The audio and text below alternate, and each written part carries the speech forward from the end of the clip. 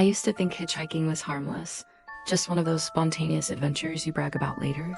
But after what happened that night, I'll never look at an empty highway the same way again.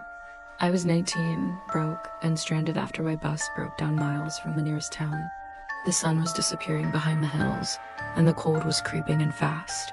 With no signal on my phone and no cars in sight, I started walking, telling myself everything would be fine. Eventually, headlights appeared behind me, carving through the darkness like a lifeline. A beat-up sedan slowed to a stop, and the driver rolled down his window. He looked like someone's tired Uncle Gray hoodie, tired eyes, calm voice. "Need a ride?" he asked. I hesitated, but the cold and the loneliness pushed me forward. I got in. At first, everything felt normal, too normal. The radio hummed old country music, and he asked basic questions: where I was going, where I was from. His tone stayed steady, almost emotionless.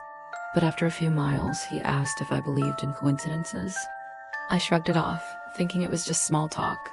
Then he said he'd been waiting for someone like me. My stomach tightened. I laughed it off, hoping he was joking. He didn't laugh back.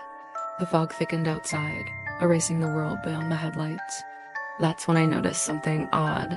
There were deep scratches on the inside of the passenger door, like someone had dug their nails into it. I tried to tell myself it was nothing. Maybe the car was old. Maybe I was paranoid. But I kept watching his hands on the steering wheel. They trembled, just slightly. Suddenly, the man turned off the main road onto a narrow dirt path. "Shortcut," he said. My whole body went cold. I told him I preferred the highway. He didn't respond. The car kept moving deeper into the woods, branches scraping the sides like warning signals. I reached for the door handle, planning to jump if I had to, but the child lock was on. Then the car slowed, not stopped, just slowed. The man whispered, "You remind me of the last one." That was it. I didn't think, I acted. I grabbed the wheel and jerked it as hard as I could. The car fishtailed, skidding sideways until it slammed into a ditch. The impact stunned him just long enough for me to climb out the window and run, not knowing where I was going, only that I needed to put as much distance between us as possible.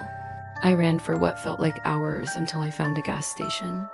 The attendant called the police, but by the time they reached the ditch, the car was gone. No tracks, no man, no explanation. Sometimes when I'm driving alone at night, I think about that whisper. I think about those scratches on the door, and I still wonder what he meant by the last one, and what would have happened if I hadn't grabbed that wheel.